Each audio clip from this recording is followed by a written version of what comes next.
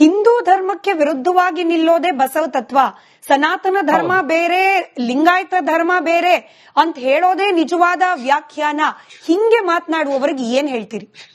ಅಮ್ಮವ್ರೆ, ಇವರು ಹಿಂದೂ ಧರ್ಮ ಬೇರೆ ಅಂತ ಹೇಳ್ತಾರಲ್ಲ, ಬಸವಣ್ಣನ ಧರ್ಮ ಕಟ್ಕೊಂಡಿದ್ರಂತಂದ್ರ ಈ ಕಾವಿ ಐತಲ್ಲ, ಇದು ಹಿಂದೂಗಳ ಸಂಕೇತ.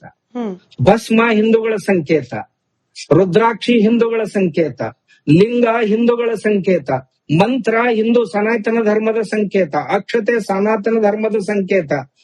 ಇವೆಲ್ಲವುಗಳು ಸಂಕೇತಗಳನ್ನ ಹಿಂದೂಗಳಿಂದ ತಗೊಂಡು ಹಿಂದೂ ಧರ್ಮನ ವಿರೋಧ ಮಾಡೋದು ಅನ್ನೋದಕ್ಕೆ ಇದಕ್ಕೆ ಕರೀತಾರ. ಅಂಥ ಇವರೆಲ್ಲ. ಈಗಲೂ ನಿಮ್ ಭಾಷೆ ಬಳಕೆ ಬಗ್ಗೆ ನಿಮ್ಗೇನ್ ಹಿಂಜರಿಕೆ ಇಲ್ಲ? ಇಲ್ಲ ಅಮ್ಮವ್ರೆ, ಅವ್ರಿಗೆ ತಿಳಿಯುವ ಭಾಷೆಯಲ್ಲಿ ಹೇಳ್ಬೇಕಾಗುತ್ತೆ. ನಾವು ಒಳ್ಳೆ ಭಾಷೆಯಲ್ಲಿ ಹೇಳಿದ್ರೆ ಅವ್ರಿಗೆ ಅರ್ಥನೇ ಆಗೋದಿಲ್ಲ. ಬಟ್ ಆಮೇಲೆ ನೋಡ್ರಿ, ನಮ್ಮಲ್ಲಿ ಗಾದೆ ಮಾತಿದೆ ಅಮ್ಮವ್ರೆ, ಗಾದೆ ಮಾತಿದೆ, ಕತ್ತೆಗೆ ಲತ್ತೆ ಪೆಟ್ಟು, ಕುದುರೆಗೆ ಜಬರೆ ಪೆಟ್ಟು ಅಂತ.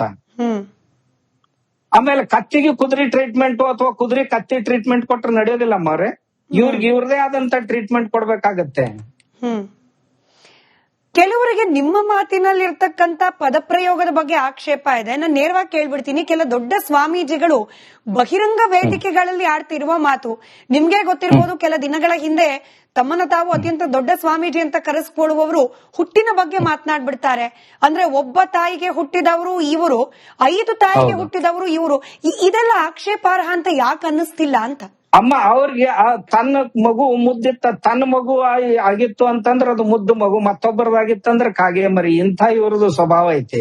ಆಮೇಲೆ ಇನ್ನೊಂದ್ ಹೇಳ್ರನ್ರಿ ಅಮ್ಮವ್ರ, ಇವ್ರಿಗೆ ಒಳ್ಳೆ ಭಾಷೆ ಗೊತ್ತಿಲ್ಲ. ಆಮೇಲೆ ಆಯಾ ಭಾಗದ ಭಾಷೆಗಳಿರ್ತಾವ, ಆ ಭಾಷೆಗಳಿಗೆ ತನ್ನದೇ ಆದಂತ ಒಂದು ಸೊಗಡು ಇರುತ್ತೆ. ಇವ್ರಿಗೆ ಅದು ತಿಳಿಲಿಲ್ಲ ಅಂದ್ರೆ ಏನ್? ಆಮೇಲೆ ಅಮ್ಮವ್ರೆ, ನಾನು ಯಾವ ಭಾಷೆ ಬಳಸ್ತೀನಲ್ಲ, ಈ ಭಾಷೆ ವಚನಗಳಲ್ಲಿ ಕರ್ನಾಟಕ ಸರ್ಕಾರ ಪ್ರಿಂಟ್ ಮಾಡಿದಂತ ವಚನ ಸಂಪುಟ, ಆ ಡಬಲ್ ಕಲಬುರ್ಗಿ ಮತ್ತು ಅವ್ರ ಗ್ಯಾಂಗ್ ಏನ ವಚನಗಳ ಸಂಪುಟ ತಯಾರು ಮಾಡ್ಯಾರಲ್ಲ, ಆ ವಚನ ಶಾಸ್ತ್ರದಲ್ಲಿ ಬರುವಂತ ಸುಮಾರು ವಚನಗಳಲ್ಲಿ ನಾನು ಮೊನ್ನೆ ಬಳಸಿದಂತ ಶಬ್ದ ಸುಮಾರು 100 ಅಲ್ಲ 1000 ಕಡೆ ಐತೆ ಅದು ಶಬ್ದ. ಹಾಗಾದ್ರೆ ಒಂದು ಶಬ್ದ ಅಪಶಬ್ದ ನಿಮ್ಗೆ ಅನ್ಸಿತ್ತು ಅಂದ್ರ ಆ ಪ್ರಿಂಟ್ ಹಾಕಿ ಛಾಪ್ಸಿದ್ರೆ ಯಾಕಂತ ನಾ ಕೇಳ್ತೇನೆ ಅವ್ರನ್ನ. ಸುಮಾರು ಮಠಗಳವರೆಲ್ಲರೂ ಆ ವಚನಗಳನ್ನ ಪ್ರಿಂಟ್ ಹಾಕ್ಸಿದ್ದಾರೆ. ಮಡಿವಾಳ ಮಾಚಿದೇವರ ವಚನ ಆಗಿರ್ಬಹುದು, ಕಾಡಸಿದ್ದೇಶ್ವರ ವಚನ ಆಗಿರ್ಬಹುದು, ಅಥವಾ ಅಂಬಿಗರ ಚೌಡಯ್ಯನವರ ವಚನಗಳು, ಬಸವಣ್ಣನವರ ವಚನದಲ್ಲಿಯೂ ಸಹಿತ ಅದು ಇದೆ, ಪ್ರಭುದೇವರ ವಚನಗಳಲ್ಲಿಯೂ ಸಹಿತ ಆ ಬೈಗುಳಗಳಿವೆ. ಇಂಥ ಬೈಗುಳಗಳು ಉಳ್ಳಂತ ವಚನಗಳನ್ನೇ ಪ್ರಿಂಟ್ ಮಾಡಿ ನಿಮ್ ಮಠದೊಳಗೆ ಇಟ್ಕೊಂಡು ಕುಂತೀರಿ. ಆ ವಚನವನ್ನ ನಾನು ಮಾತಾಡಿದ್ರೆ ಇವ್ರಿಗೆ ದುಃಖ ಆಗೋ ಅವಶ್ಯಕತೆ ಏನೈತಿ ಅಂತ, ದುಃಖ ಯಾಕಾಗತ್ತ ಅಂತ ನಾನು ಕೇಳ್ತೇನೆ.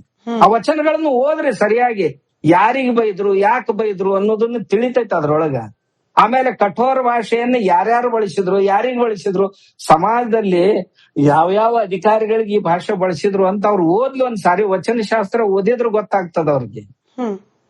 ಒಂದ್ ವೇಳೆ ನನಗ್ ನಿರ್ಬಂಧ ಹಾಕ್ತಿದ್ರು ಧಾರ್ಮಿಕ ಆಚರಣೆಗಳು ಇದನ್ನ ಅವಹೇಳನ ಮಾಡೋದು ಕೂಡ ನಾನ್ ನೇರವಾಗೇ ಕೇಳ್ತೀನಿ, ಬಸವ ತತ್ವದ ಭಾಗನ? ಯಾಕಂತಂದ್ರೆ ಇದೇ ಬಸವ ತತ್ವ ಅಭಿಯಾನದ ಕೆಲ ಸ್ವಾಮೀಜಿಗಳ ಬಾಯಲ್ಲಿ ನಾನು ಕೇಳಿದ್ದು ಈ ಕೊಲ್ಲೂರು ಮೂಕಾಂಬಿಕೆಗೆ ಸೀರೆ ಉಡಿಸೋ ವಿಚಾರಕ್ಕೆ ಸಂಬಂಧಪಟ್ಟ ಮಾತುಗಳು, ಇದೆಲ್ಲವೂ ಕೂಡ ಬಸವ ತತ್ವನ ಗುರುಗಳೇ? ಅಮಾರೆ ಇದು ಬಹಳ ಕಡಿಮೆ. ಕೊಲ್ಲೂರು ಮೂಕಾಂಬಿಕೆ ಆಯ್ತು, ಶಿವನನ್ನ ಕುರಿತು ಗಂಗೆ ಗೌರಿಯರನ್ನ ಕುರಿತಾಯ್ತು, ಗಣಪತಿಯನ್ನ ಕುರಿತಾಯ್ತು, ಹನುಮಂತನನ್ನ ಕುರಿತಾಯ್ತು, ಇಂತ 100 ಕಡೆ ಇವ್ರು ಭಾಷಣ ಮಾಡಿದ್ದಾರೆ. ಮತ್ತ ಮೇಲೆ ಏನಂತಾರ ಸಹಜೋಗ್ರಂತ ಕೇಳ್ತಾರ, ನಾವೆಲ್ಲ ಹೆಂಗಂದೀವಿ, ನೀವೆಲ್ಲ ಹೆಂಗಂದೀರಿ, ನಿಮ್ಮ ಗ್ಯಾಂಗ್ನೊಳಗ ಇಂಥ ಜನ ಅದಾರ, ಅದು ನಿಮಗೆ ಕಾಣ್ಲಿಲ್ಲ, ಆದ್ರೆ ನಾನ್ ಮಾತಾಡಿದ್ದ ಅಷ್ಟೇ ಯಾಕೆ ಕಾಣುತ್ತೆ ಇವ್ರಿಗೆ? ಅದಕ್ಕೆ ನಾನು ಇವ್ರಿಗೆ ತಾಲಿಬಾನಿಗಳಂತ ಕರೆಯೋದು. ಗಡಿಪಾರ್ ಆಯ್ತು, ಇದೀಗ ನೀವು ಮಠದಿಂದನೇ ಆಚೆ ಬರಬಾರ್ದು, ನೀವ್ ಯಾರನ್ನೂ ಉದ್ದೇಶಿಸಿ ಮಾತನಾಡಬಾರ್ದು, ಹೀಗೆ ಸರ್ಕಾರ ನಿರ್ಣಯವನ್ನ ಕೈಗೊಳ್ಳಬೇಕು ಅಂತ ಕೂಡ ಆಗ್ರಹಿಸ್ತಾ ಇದ್ದಾರೆ. ಅಮ್ಮ, ಅದು ಸರ್ಕಾರಿ ಮಟ್ಟದಲ್ಲಿ ಅವ್ರೇನ್ ತಿಳ್ಕೊಂಡಿದ್ದಾರೆ, ನನ್ನನ್ನ ಆ ಜಿಲ್ಲೆಗೆ ನಿರ್ಬಂಧಿಸಿದ ತಕ್ಷಣ ನನ್ ಬಾಯಿ ಬಂದಾಗತ್ತೆ ಅಂತ ತಿಳ್ಕೊಂಡಿದ್ದಾರೆ. ಅದು ಅವ್ರ ಹುಚ್ಚುತನ ಅಷ್ಟೇ. ಅವನೊಬ್ಬ ಮಂತ್ರಿನೂ ಅಲ್ಲಿ ಹೇಳಿದೆ, ಇಲ್ಲೇ ಬಿಜಾಪುರದಲ್ಲಿ MB ಪಾಟೀಲ್ ಅನ್ನೋ ಮಂತ್ರಿ ಹೇಳಿದ, ಪಾಪ ನಾವು ಇಡೀ ರಾಜ್ಯಕ್ಕೆ ಅವ್ರಿಗೆ ಬ್ಯಾನ್ ಮಾಡ್ತೀವಿ ಅಂತ ಹೇಳಿದ. ಯಾಕೆ ಮಾಡ್ತಾನೋ ಗೊತ್ತಿಲ್ಲ, ಅವನಿಗೇನ್ ಕಾಮಣಿ ಆಗೈತೋ ನನ್ಗೆ ಗೊತ್ತಿಲ್ಲ. ಆಮೇಲೆ ವೈಯಕ್ತಿಕವಾಗಿ ಏನಾದ್ರು ಜಿದ್ದಿದ್ಯಾ ನಿಮ್ಗೆ? ಹಾಗೆ MB ಪಾಟೀಲ್ ಪದೇ ಪದೇ ಇದಾಗ್ತಾನೆ ಇರತ್ತೆ. ಅಮ್ಮ, ನನ್ಗೆ ಯಾರು ಸಂಬಂಧಿಕರ ಇವರು? ಆಮೇಲೆ ನಾನೇನು ಇವ್ರ ಸಂಪ್ರದಾಯದವನ ಅಲ್ಲ, ನಾನೊಬ್ಬ ಸ್ವಾಮೀಜಿ. ನಮ್ಮ ಭಕ್ತರು ಎಲ್ಲಾ ಕಡೆ ಇದ್ದಾರೆ, ಇವರು ಇದ್ದಾರೆ. ಆದ್ರೆ ಇವ್ರಿಗೆ ನಮ್ಗೇನ್ ಕೊಡ್ಕೊಳ್ಳೋ ವ್ಯವಹಾರ ಏನ್ ನಮ್ಮ ಹುಡುಗರಿಗೆ ಯಾರಿಗಾದ್ರೂ ಇವ್ರ ಸಂಸ್ಥೆಯಲ್ಲಿ ನನ್ಗೇನ್ ಅಡ್ಮಿಷನ್ ತಗೊಳ್ಳೋದಿದ್ಯಾ ಅಥವಾ ಮತ್ತೇನ್ ಮಾಡೋದಿದ್ಯಾ? ಅದನ್ ಬಿಟ್ರೆ ಬೇರೆ ಬಿಸ್ನೆಸ್ ಆದ್ರೂ ಏನಿದೆಯಾ ಅವ್ರದ್ದು? ಇಲ್ಲ. ಹೀಗಾಗಿ ಅವ್ರಿಗೆ ನಮ್ಗೂ ವೈಯಕ್ತಿಕ ಯಾವ ಹೇವೆದಾವೆಗಳು ಇಲ್ಲ. ನಾ ಎಲ್ರನ್ನೂ ಪ್ರೀತಿಸುವಂತ ಮನುಷ್ಯ ನಾನು. ಆದ್ರೆ ಯಾರು ನಮ್ಮ ಧರ್ಮಕ್ಕೆ ಪೆಟ್ಟು ಕೊಡ್ಲಿಕ್ಕೆ ಬರ್ತಾರಲ್ಲ ಅವ್ರಿಗೆ ಚೆನ್ನಾಗಿ ಬುದ್ಧಿ ಕಲಿಸ್ಬೇಕು ಅನ್ನುವಂತ ವಿಚಾರದ ಮನುಷ್ಯ ನಾನು. ಹಿಂದೂ ಧರ್ಮಕ್ಕೆ ವಿರುದ್ಧವಾಗಿ ನಿಲ್ಲೋದೇ ಬಸವ ತತ್ವ. ಸನಾತನ ಧರ್ಮ ಬೇರೆ, ಲಿಂಗಾಯತ ಧರ್ಮ ಬೇರೆ ಅಂತ ಹೇಳೋದೇ ನಿಜವಾದ ವ್ಯಾಖ್ಯಾನ. ಹಿಂಗೆ ಮಾತನಾಡುವವರಿಗೆ ಏನ್ ಹೇಳ್ತೀರಿ? ಅಮ್ಮವ್ರೆ, ಇವರು ಹಿಂದೂ ಧರ್ಮ ಬೇರೆ ಅಂತ ಹೇಳ್ತಾರಲ್ಲ, ಬಸವಣ್ಣನ ಧರ್ಮ ಕಟ್ಕೊಂಡಿದ್ರಂತಂದ್ರ ಈ ಕಾವಿ ಐತಲ್ಲ ಇದು ಹಿಂದೂಗಳ ಸಂಕೇತ, ಭಸ್ಮ ಹಿಂದೂಗಳ ಸಂಕೇತ, ರುದ್ರಾಕ್ಷಿ ಹಿಂದೂಗಳ ಸಂಕೇತ, ಲಿಂಗ ಹಿಂದೂಗಳ ಸಂಕೇತ, ಮಂತ್ರ ಹಿಂದೂ ಸನಾತನ ಧರ್ಮದ ಸಂಕೇತ, ಅಕ್ಷತೆ ಸನಾತನ ಧರ್ಮದ ಸಂಕೇತ. ಇವೆಲ್ಲವುಗಳು ಸಂಕೇತಗಳನ್ನ ಹಿಂದೂಗಳಿಂದ ತಗೊಂಡು ಹಿಂದೂ ಧರ್ಮನ ವಿರೋಧ ಮಾಡೋದು ಅನ್ನೋದಕ್ಕೆ ಇದಕ್ಕೆ ಕರೀತಾರ. ಅಂತ ಇವರೆಲ್ಲ ಈಗಲೂ ನಿಮ್ ಭಾಷೆ ಬಳಕೆ ಬಗ್ಗೆ ನಿಮ್ಗೇನ್ ಹಿಂಜರಿಕೆ ಇಲ್ಲ? ಇಲ್ಲ ಅಮ್ಮವ್ರೆ, ಅವ್ರಿಗೆ ತಿಳಿಯುವ ಭಾಷೆಯಲ್ಲಿ ಹೇಳ್ಬೇಕಾಗುತ್ತೆ. ನಾವು ಒಳ್ಳೆ ಭಾಷೆಯಲ್ಲಿ ಹೇಳಿದ್ರೆ ಅವ್ರಿಗೆ ಅರ್ಥನೇ ಆಗೋದಿಲ್ಲ. ಬಟ್ ಆಮೇಲೆ ನೋಡ್ರಿ, ನಮ್ಮಲ್ಲಿ ಗಾದೆ ಮಾತಿದೆ ಅಮ್ಮವ್ರೆ, ಗಾದೆ ಮಾತಿದೆ, ಕತ್ತೆಗೆ ಲತ್ತೆ ಪೆಟ್ಟು ಕುದುರೆಗೆ ಜಬರೆ ಪೆಟ್ಟು ಅಂತ. ಆಮೇಲೆ ಕತ್ತಿಗೆ ಕುದುರೆ ಟ್ರೀಟ್ಮೆಂಟ್ ಅಥವಾ ಕುದುರೆ ಕತ್ತಿ ಟ್ರೀಟ್ಮೆಂಟ್ ಕೊಟ್ರೆ ನಡೆಯೋದಿಲ್ಲ ಅಮ್ಮವ್ರೆ. ಇವ್ರಿಗೆ ಇವ್ರದೇ ಆದಂತ ಟ್ರೀಟ್ಮೆಂಟ್ ಕೊಡ್ಬೇಕಾಗತ್ತೆ.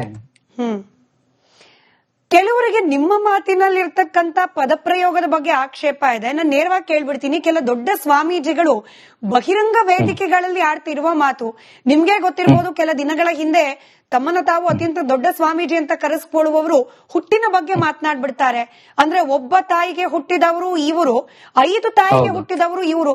ಇದೆಲ್ಲ ಆಕ್ಷೇಪಾರ್ಹ ಅಂತ ಯಾಕೆ ಅನ್ನಿಸ್ತಿಲ್ಲ ಅಂತ? ಅಮ್ಮ, ಅವ್ರಿಗೆ ತನ್ನ ಮಗು ಮುದ್ದಿತ್ತ, ತನ್ನ ಮಗು ಆಗಿತ್ತು ಅಂತಂದ್ರ ಅದು ಮುದ್ದು ಮಗು, ಮತ್ತೊಬ್ಬರದಾಗಿತ್ತಂದ್ರ ಕಾಗೆ ಮರಿ. ಇಂಥ ಇವ್ರದ್ದು ಸ್ವಭಾವ ಐತಿ.